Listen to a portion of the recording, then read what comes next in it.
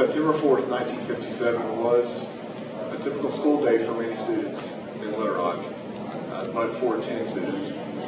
And one of these 10 students was a 15-year-old junior named Elizabeth Eckford.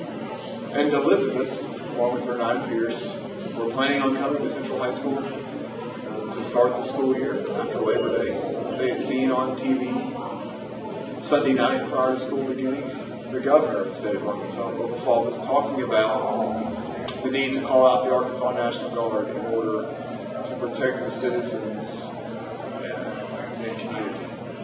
And so Elizabeth that morning gets up at home and gets dressed and puts on a very famous white dress with gingham checks at the bottom that she had spent an entire month making in preparation for this first day.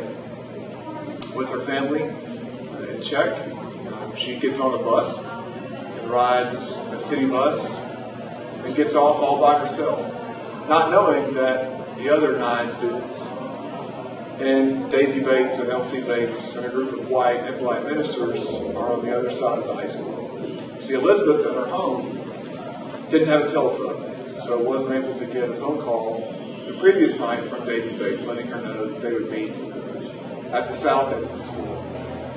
And so Elizabeth walks up to the corner of Park and 14th Street, and there she will see the Arkansas National Guard completely ringing this 21-acre school, and she notices that white students are just walking right through the ranks of soldiers, not at all being stopped. And so when she crosses the street, she asks the soldier at the corner if this is where she is to come in. He informs her that he's not allowed to let her in this entrance and to continue down the sidewalk. And as she does, she begins to encounter the mob who has gathered over the past several days. People here from Little Rock, people from all over the state of Arkansas who have come to protest integration and to let their feelings of displeasure be known vocally. And the media also is there. Photographs are being taken, images are being captured that will forever be a reminder of that first failed attempt at integration here in Little Rock.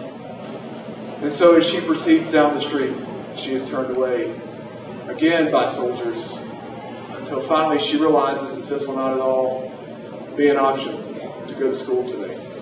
And as she turns around to walk back down the street towards Ponder's Drugstore, where she knows there to be a payphone, she looks in the face of a white woman who she says to be about the age of her grandmother.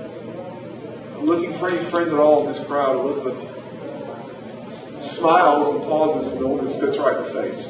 And so now Elizabeth is in complete disarray. She continues down the street, and the crowd only pursues her more and chants 2468. We don't want to integrate. There are other horrific things being said to her.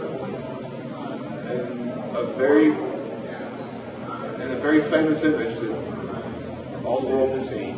We see a 15-year-old girl, Elizabeth, and a 15-year-old girl, Hazel, another student in Central, frozen in time, in the face of 2 different races, 2 different ideas, 2 different cultures. And Elizabeth, when she makes it to the end of the street, she sits down on a bus bench and will wait for 35 minutes until a bus can come to take her back to her mother. The other 9 students, as well as Daisy Bates, meet the same fate as Elizabeth. All 10 students that day are turned away from integrating Central High School. 1, Jane Hill, will return back to Horace Mann, the all-black high school in Little Rock, never return to Central High School. So September 4th, 1957 is a moment that segregationists feel is a victory, but a moment that will not dismay the 9 students who will continue to pursue their studies.